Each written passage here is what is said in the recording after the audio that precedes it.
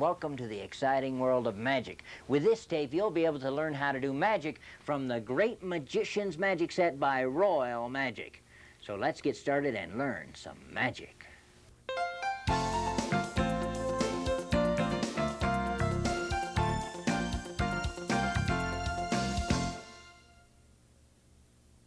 And now the mystery of the cups and balls. Here to join me is Peter Weber. Thanks for coming around, Peter. Sure. We're glad to have you here. Thanks. I'm going to show you the trick with 3 cups and 3 balls. Keep the balls right there, watch. Ball number 1 on top of the cup. Tap it with my magic wand. Boop. And the ball has fallen through the cup. This time, we'll use the yellow cup. The magic wand. Boop. And the second ball has fallen through the cup to the table. The third ball, of course, goes last. Boop. All 3 balls have fallen through the cup. This time, though, we're going to do it a little bit differently. We'll keep 2 balls alone. The third ball, I'll put in my pocket. With a magic wand, whoop. Can you guess, Peter? 3 balls? You're right. All 3 balls back again under the cups. There it is, the mystery of the cups and balls. How about that? Was it worth coming around? Yes. Well, we're glad you're here. We're going to show you a lot more. Stick around. Oh, good. Okay.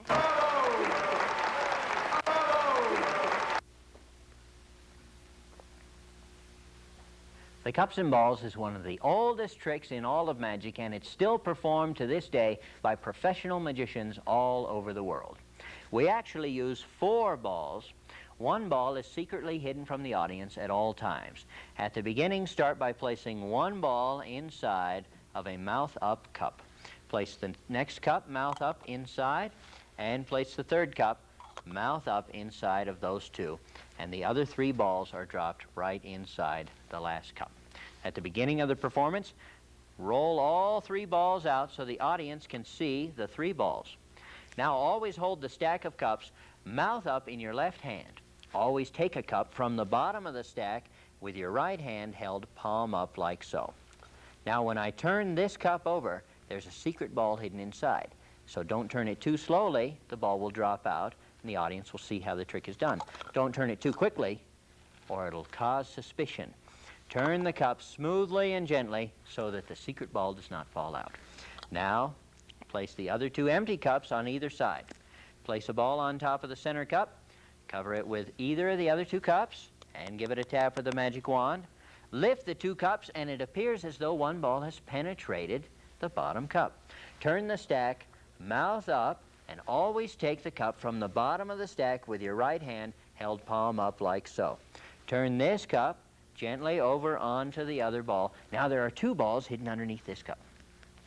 I take an additional ball, place it on the center cup. This time I use the other cup and give it another tap with the magic wand. Raising the stack of 2 cups, the audience can now see there are 2 balls underneath the center cup. Once again, I hold this stack of cups mouth up. I take the cup from the bottom with my right hand held palm up and swing it gently over the other 2. The last ball goes onto the center cup. I cover it with either one, give it a tap with the magic wand, and now the spectators can see that all 3 balls are underneath 1 cup. For the finish, put 2 balls together.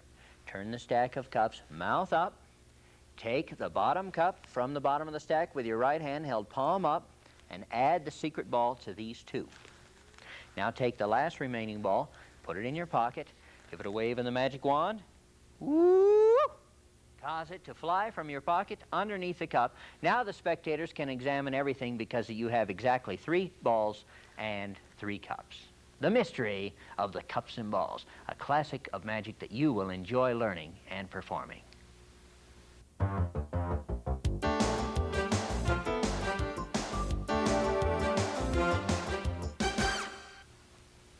The advantage of this video is that you can rewind and review the tricks as many times as you need. But don't go on to the next trick until you've mastered the one you're working on. And when you're practicing, practice both the actions and the words, because what you say is at least as important as what you do. Practice each trick several times until you can perform the magic confidently.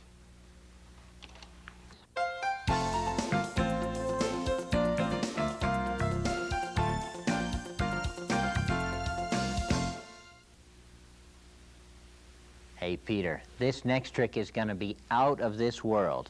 These are 3 space rocks that come from a planet far away.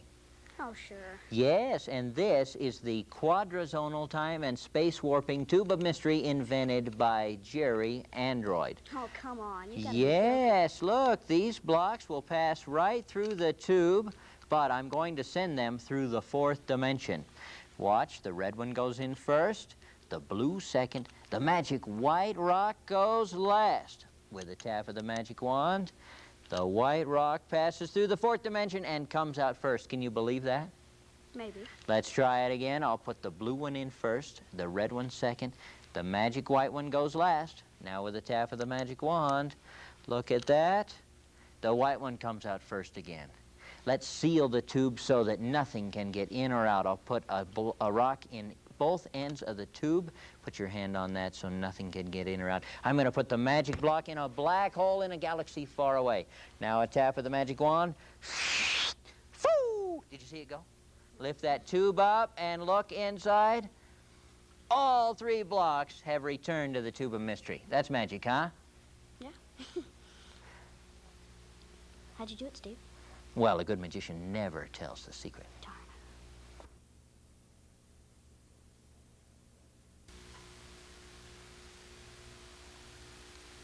The secret to the wonder blocks is that I have duplicate blocks.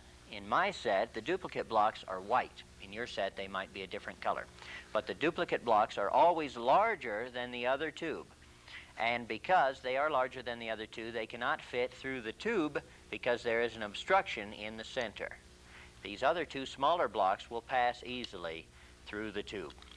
At the beginning of the performance, I conceal one of my duplicate white blocks in my fingers like so, and then hide it by placing the empty tube next to that block, concealing it from the spectator's view.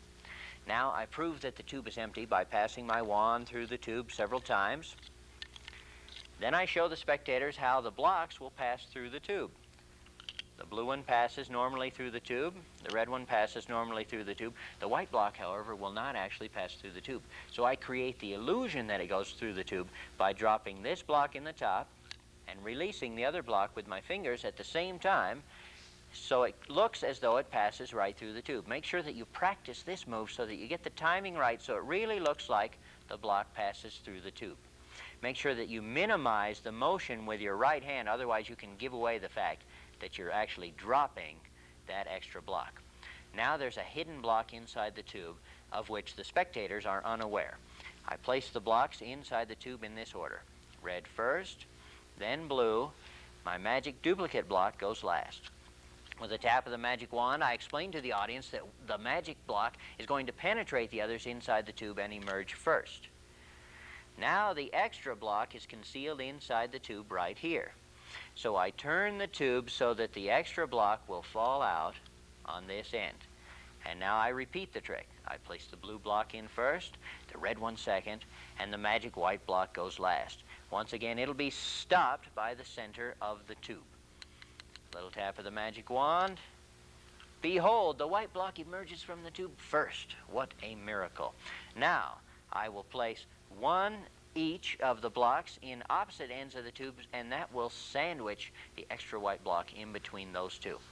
So for the finale, I put the magic white block in my pocket, give a little wave of the magic wand, causing the block to pass from my pocket back into the tube. When I lift the tube, all 3 blocks are inside.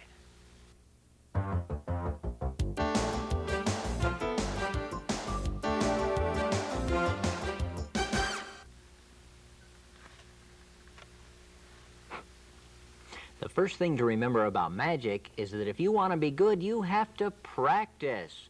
All of the tricks in the Great Magician set are ones that'll fool your friends, but you have to practice. The best way to practice is in front of a mirror. Set up a mirror in front of a table like I have here. Then you'll be able to see the magic the way your audience sees it. Practice the tricks until you can't see the method in the mirror. If you can see the method in the mirror, you can bet that your spectators will be able to see it too. Also remember to practice the story that goes along with the trick, because what you say is just as important as what you do. So remember, keep practicing.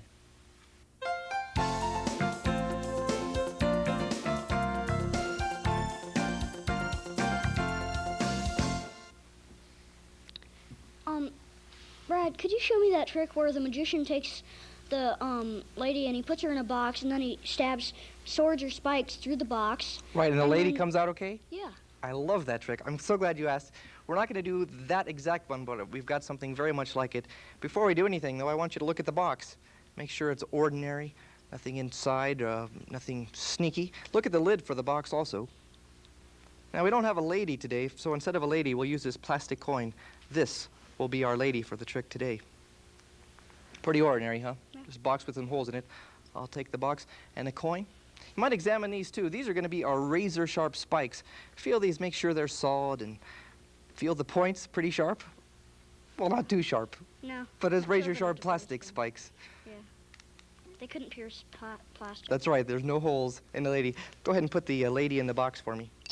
Thank you, and we'll put the lid on the box with the lady. Now, you'll notice the razor-sharp spikes will not go through the lady. That's because I haven't done the magic trick. The magic trick is this. How about that? The magic puff of my breath, and the lady is penetrated with the spike. We'll try it again. And again, the spike goes right through the lady. Go ahead, give that one a puff for me right here. You can see him going right through. Give it a puff first, make sure it works. And let's put it through the lady. Good job. Give these some puffs for me. Go ahead and grab one and give it a puff. That magic puff, let's put it in for you. Oh, yeah, right through the lady. Each and every spike going right. Go ahead, give it a puff. Oh, let me do that for you. Perfect. And the last one. Oh, a perfect magic puff. You can see, just like that trick you just described, the spikes are going right through the lady. Well, some people think it's a trick, though. Some people think that because I'm a magician, I have made the lady vanish from the box, pushing the spikes right through thin air. Well, let me show you that's not true. Can you hear the lady? Yes. Can you see the lady? Yes. Go ahead, take her out and make sure the lady's okay, still without holes. So how about that? There it is, a trick with a lady and the spikes. Pretty good.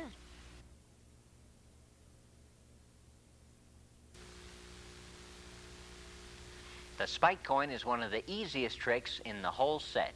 So this gives you an opportunity to really put a lot of showmanship into your presentation.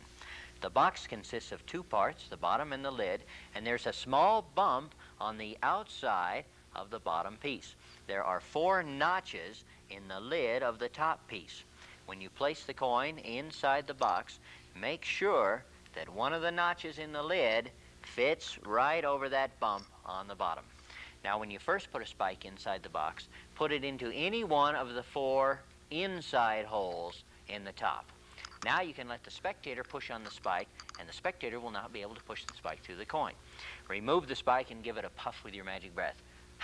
The reason you do this is because you're now going to place the spike into one of the outside holes, and by giving it the puff with the magic breath, you bring it back to the box, you put it in a different hole, and the spectators don't notice that it's not going into the same place. When I place the spike into one of the 4 outside holes, it stands the coin up on its edge. So the spike apparently passes right through the coin. I give a spike a puff with the magic breath, and now I can pass the spike through any one of the 8 holes.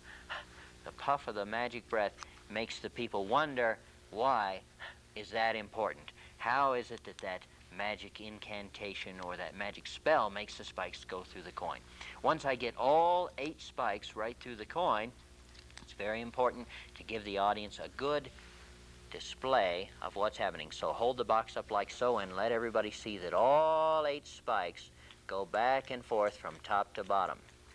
Now, when I remove the 8 spikes, I tell the audience that a lot of people say that I make the coin vanish from the box. And then to prove that that's not true, I give the box a shake. The real reason I'm giving the box a shake is because I want that coin to fall back down, because once it's laying down flat inside the box, I can now remove the lid and safely show the people that the coin is completely unharmed, and I've just passed 8 solid spikes right through a coin.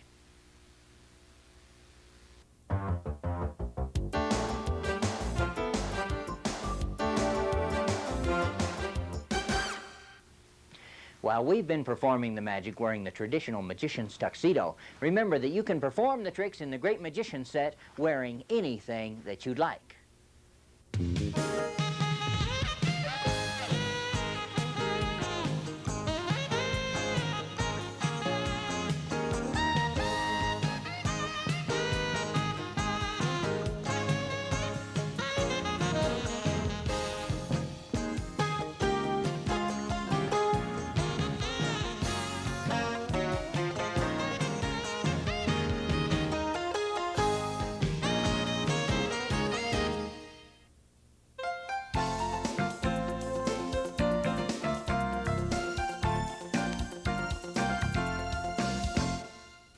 Peter, this is one of my favorite tricks. It's the trick of the prayer vase.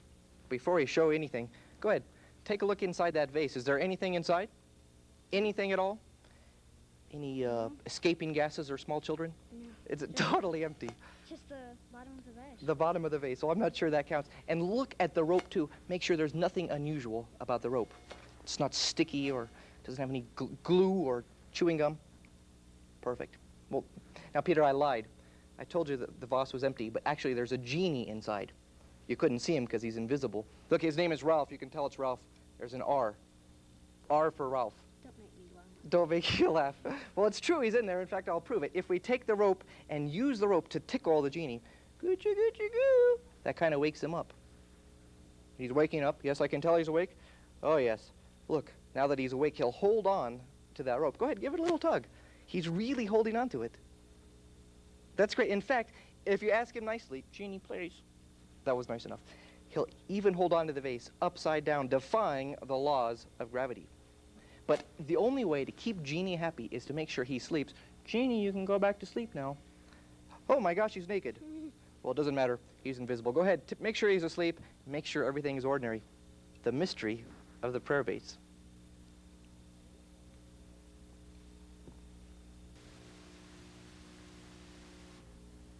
Three parts involved with the Chinese prayer vase: the vase itself, the rope, and the secret gimmick, which is a small ball that the audience never sees. At the beginning of the performance, start with the ball hidden in your fingers like so.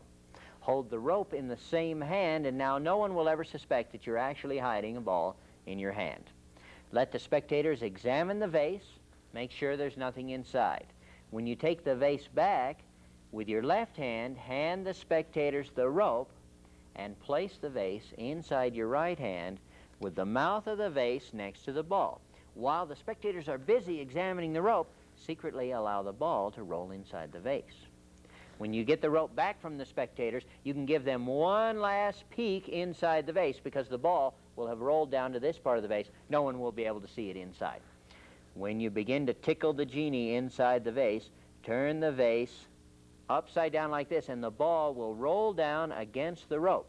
Once the ball is jammed against the rope, you'll be able to feel it, and you can let the spectators also feel that the genie is tugging on the rope. Now turn the vase right side up again and let go of the vase. The vase hangs from the rope with no apparent means of support. After you've finished displaying the vase to all of the spectators, pull the rope out and the ball will roll right back into your fingers. Curl your fingers gently around the secret ball, hand the spectators the rope. With your left hand, come back, get the vase, and just allow your right hand to drop casually by your side. Let the spectators examine the rope and the vase, and no one will ever figure out the secret to the Chinese prayer vase.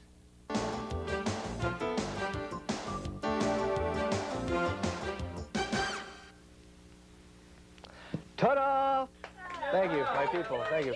No, I'm sorry. No, never repeat the same trick for the same audience. Repeating tricks gives them an extra chance to discover the secret. So never do it. No, I won't do it. No. No. Sorry. Mm-mm.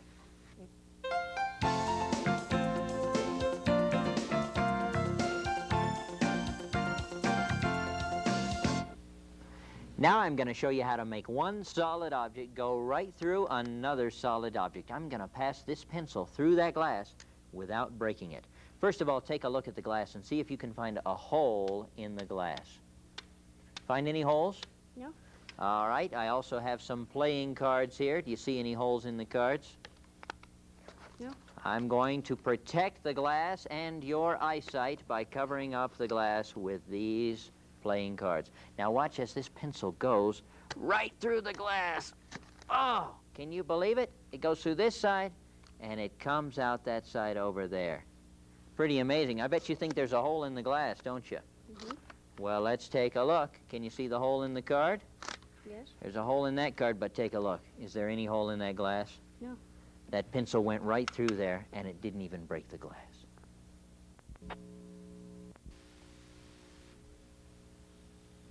To perform the penetration frame, you'll need the frame that comes with your magic set, some old playing cards, and a sharp pencil.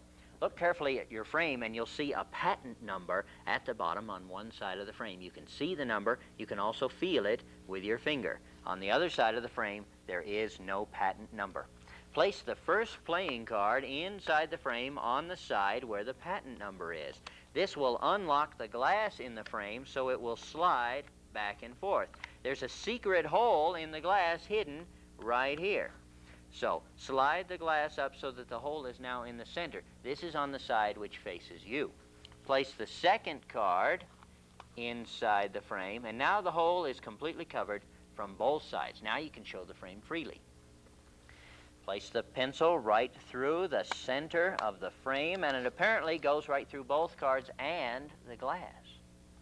When you remove the pencil, place your finger quickly over the hole so that it hides the hole from the spectators.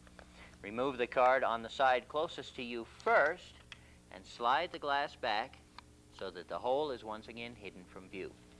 Now remove the card from the side that has the patent number and show the audience that the glass is completely unharmed, even though the pencil has actually penetrated right through the center of the frame.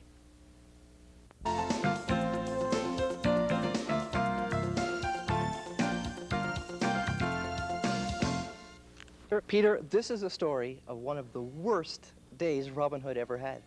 Now, for our story, this little piece of black paper is going to represent our hero, Robin Hood. Well, one day he was galloping through the forest, Sherwood Forest, and he was captured by the evil sheriff of Nottingham. Pretty bad day, huh? Well, he was locked into this terrible, deep, dark dungeon deep within the magic castle, guarded by those vicious jailers, Milt and Bill. Look, he had only these little tiny windows of slits for air. Well, it was a bad day, but it was even worse for our tight-wearing friend, because look, he wasn't locked in the jail with any lock. He was locked with this fancy brass tack of Nottingham, available at your local office supply. Well, as you can see, Robin Hood was really trapped. Go ahead and feel how Robin Hood was trapped in the jail. It was a terrible day. But alas and alack, Robin Hood had some luck, for with the magic words, hi-ho, and a hey nonny nonny, Robin Hood was able to elude the lock, escape the jail, and still have plenty of time to meet Maid Marian for pizza and root beers. Go ahead, check out the jail. Check out Robin Hood. Hey, Peter, have you ever had pizza with mutton and anchovies? Yeah. Well, it's not so good, but Robin Hood loved it.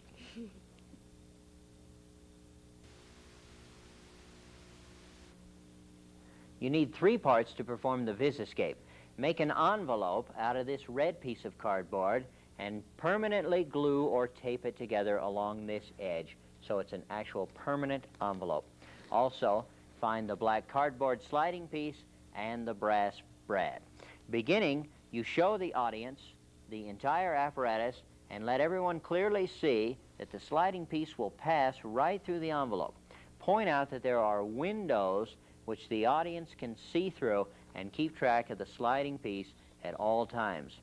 Notice that of the 2 pairs of windows, 2 are closer to the center hole and 2 are a little bit further away. Those 2 slots which are further away are on the audience's side. The 2 which are closer together always stay on your side.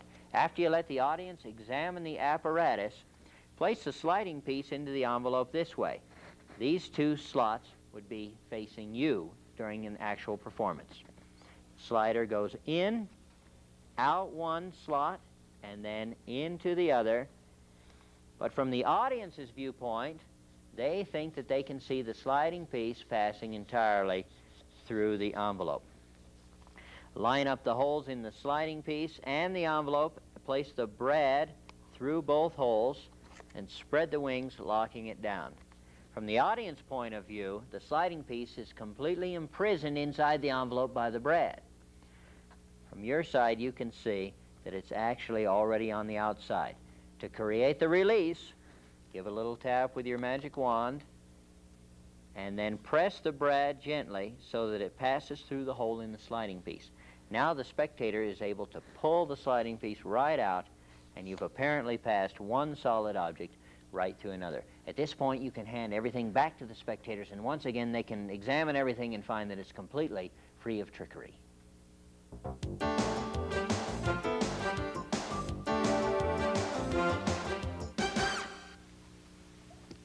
man, please don't do it. Come on, I only showed her one secret.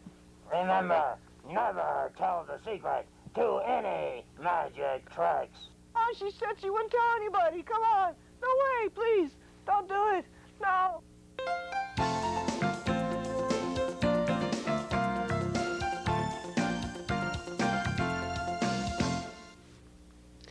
Steve, have you ever heard of Harry Houdini, the famous escape artist? Sure. Can you do any escape tricks? As a matter of fact, I know how to do Houdini's famous Siberian chain escape. Pull on this chain and make sure it's a very strong chain. Believe it or not, I'm going to let you lock me up in this chain and I will be able to escape. Let's make a lasso. Pull that good and tight. Excellent. Now wrap that chain around my wrist. Put the end through that loop. Double the chain back and fasten it on the furthest loop that you can reach. Very good. Snap it right through the chain, making sure it's very strong and tight. Excellent. Good job. Feel that chain and make sure it's very strong. Excellent. Now, if you would, take that scarf and cover up my wrist because I don't want people to see the secret to the way I make my escape. Now, believe it or not, I'm going to try to escape from this chain on the count of 3. Would you count to 3 for me, nice and loud? 1, 2, 3. Look at that. I've completely escaped just like Houdini. Pretty good, don't you think? Yeah. All right. Good chaining job. Thanks. The Siberian chain escape is one of the most dramatic effects in the entire magic set. First of all, let the spectators examine the chain and see how strong it really is. Step number 1 is to make a lasso by passing the end of the chain through the loop on the opposite end. Now pass your left hand through the lasso and pull it very tightly around the wrist. One loop will be at the top of your wrist. The other loop will be on the opposite side. Have the spectator pull the end of the chain very tightly and place your right wrist over the top. The right wrist must come over the top of the chain. And now press your wrists together. The spectator wraps the chain over your right wrist and passes it through the loop that is on the bottom of your left wrist. The spectator doubles the chain back and fastens the end onto the furthest length that he can reach on the chain. Now your hands are apparently firmly chained together. But if you rotate your wrists this way, there is secret slack in the chain. So always rotate your wrists away from each other this way to create the impression that the chain is very tight. Now the spectator covers your wrists with a cloth. In this case, we've removed the cloth so you can see the action, but in the actual performance, your hands would be covered with a scarf right now. The right wrist rotates up like this, slides out. Now you loosen the lasso around your left wrist. The left hand comes out, and you've completely escaped from a solid steel chain.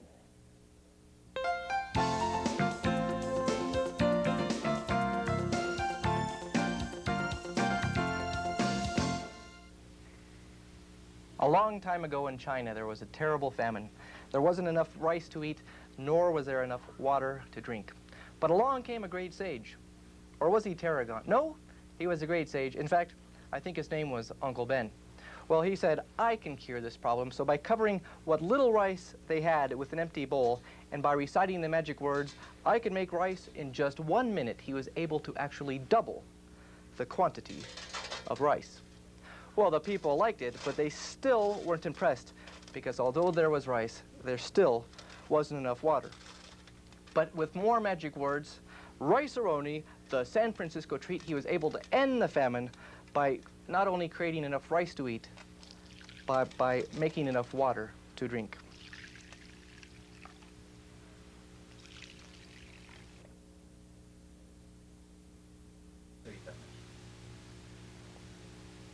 Although the rice bowls is one of the most difficult tricks in the set and requires an elaborate setup, it is well worth your effort because the effect on the audience is very strong.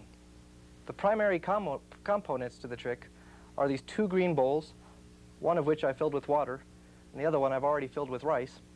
this tray, by the way, notice how this tray has a lip on it. This way, even if I do spill water or rice, I won't make a mess. Finally, we have this plastic disc. It's very important for the setup. Let me show you how you do set up the trick. You take a little bit of the water and get the rim of this disc wet. You also need to make sure the rim of this bowl is wet, just like I'm doing now. Now, we're going to use this disc as a lid. It doesn't snap on the bowl or screw on. I just place it right on top, and by just pushing down very lightly, I create a seal. Because of the air pressure involved, the water remains trapped inside the bowl. Now, I need to put this bowl down on the tray. In order to make that easy, I put some grains of rice on the tray, so when I set the bowl down, it's very easy again to pick back up. Before you perform the trick, make sure your hands are dry. That's very important, because later on, I'll try to pick up this bowl, and if my hands are wet, it makes it very difficult.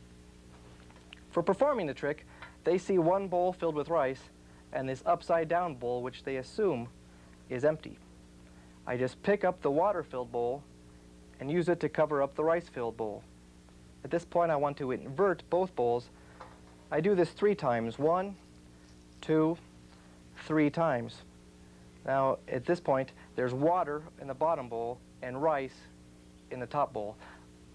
By lifting up the top bowl, rice will fall out on the tray, creating the illusion that the rice has doubled in quantity. Now, at this point, watch how I hold this bowl in my right hand. See how my fingers come over the rim? That's very important.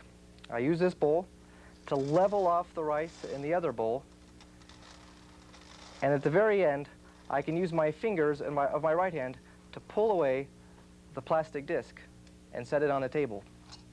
Now, if the audience can see that this bowl is filled with water, you're doing the trick too close to the audience. They think that this bowl is filled with rice. Obviously, we know it's filled with water.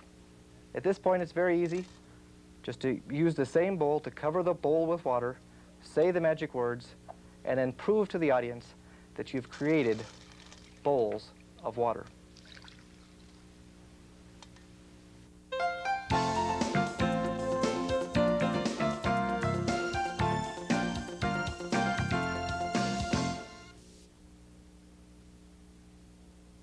So, Peter, now that you've seen some of the magic in the Great Magician set, are you ready to become a magician, too?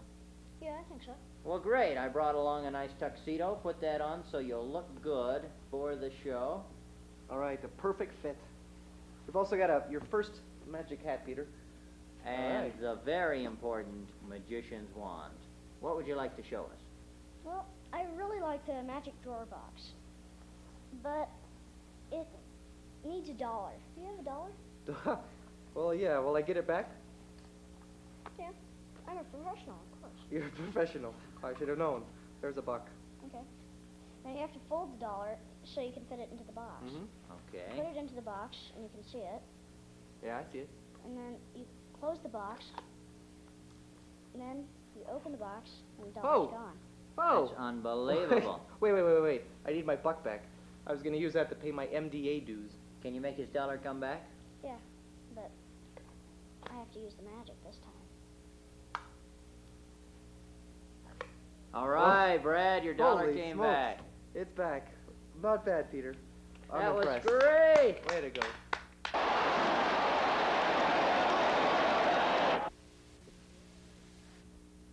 The secret to the magic drawer box is that there are actually 2 drawers inside the box.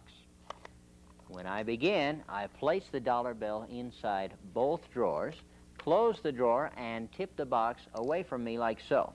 Little tap of the magic wand, I say my magic words, and when I open the box, the inner drawer is now hidden inside the box here, so the dollar bill has apparently disappeared.